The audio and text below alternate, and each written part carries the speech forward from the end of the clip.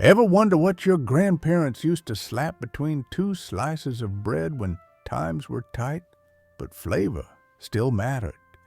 What happened to the sandwiches that filled lunch boxes, soothed hard days, and made folks say, now that's a bite?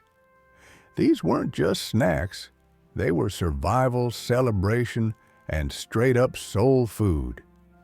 From creamy spreads to bold combos that might sound wild today, we're digging into the sandwiches that once ruled the kitchen but got lost in the shuffle. So hit that like button, share this with someone who still remembers the smell of wax paper and the sound of a fridge door creaking open. Drop a comment with your own forgotten favorite, and don't forget to subscribe, 'cause we're serving up history one sandwich at a time. Number 1, olive loaf sandwiches. You ever open a lunchbox and see something speckled with green and pink sitting proud between two slices of white bread? That was olive loaf, the mystery meat with attitude. It wasn't just bologna with flair. It was a deli staple that said, "We fancy today." Packed with pimentos and green olives, this sandwich had a salty tang that hit different elders. Remember it wrapped in wax paper, sitting in the fridge next to the orange soda, waiting for school lunch or a quick bite before heading to work. It was cheap, bold, and didn't need dressing up. Maybe a swipe of mustard, maybe not. And the smell? You knew it was olive loaf before you even saw it. Some folks turned their nose up, but others swore by it. A slice of pride in hard times.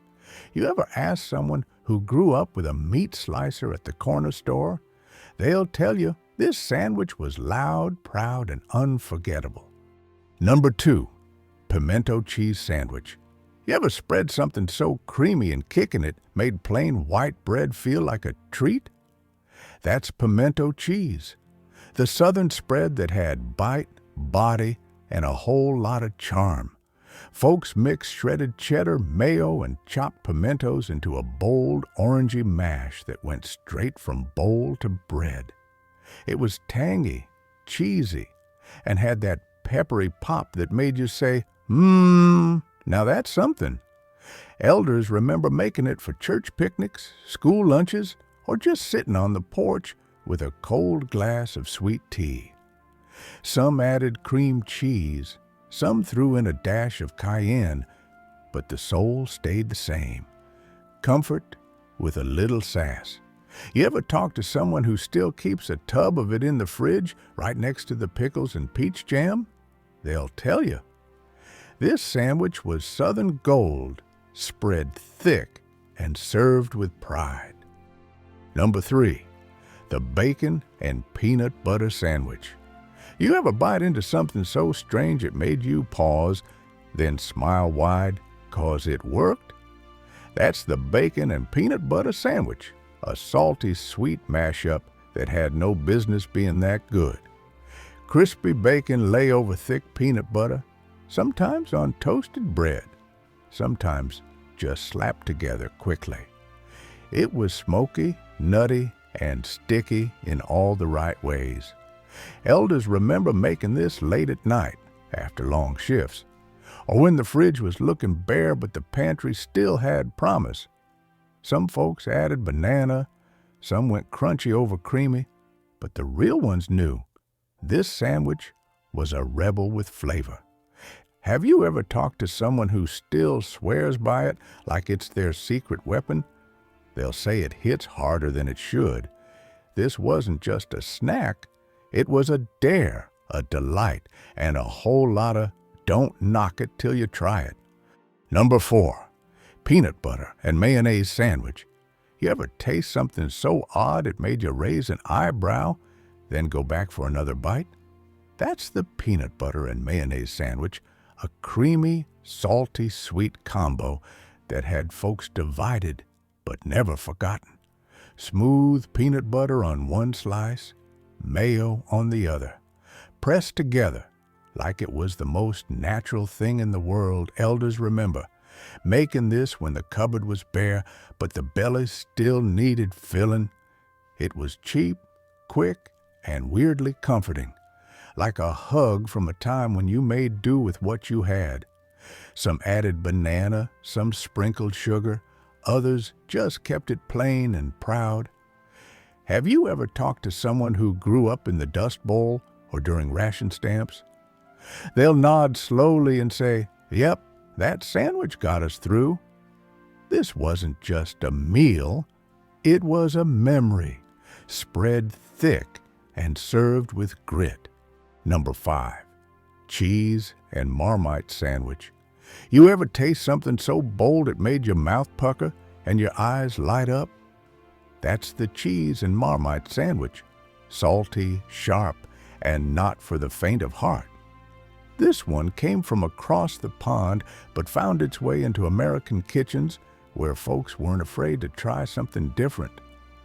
A thick smear of Marmite, dark, sticky, and packed with umami, lay under a slab of sharp cheddar, all hugged by soft white or hearty brown bread.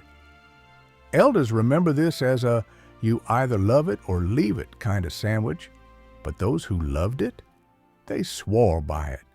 Some toasted it, some added butter, but the real ones kept it simple and strong. Have you ever talked to someone who grew up with a pantry full of hand-me-down jars and a taste for the unexpected? They'll tell you, this sandwich was a punch of flavor and a badge of pride. Strange, strong, and unforgettable. Number 6, chicken liver sandwich. You ever smell something simmering low and slow that told you dinner was gonna be deep and soulful? That's the chicken liver sandwich, rich, earthy, and full of old-school flavor that didn't need no fancy fixin'. Folks would saute chicken livers with onions, maybe a splash of vinegar or a knob of butter, then mash it into a spread that stuck to your ribs and warmed your bones. Slapped on rye, toast, or even crackers, it was a meal that said, "We eatin' good tonight." Back in the day, nothing went to waste, and this sandwich proved it. Some mixed in boiled eggs, some added a dash of mustard, but the real magic came from the skillet and the heart behind it. Ask someone who grew up with apron strings and cast iron. They'll remember the smell, the taste, and the pride of making something out of everything. Number 7, Monte Cristo sandwich. You ever taste something so rich and melty it felt like breakfast, lunch, and dessert all rolled into one?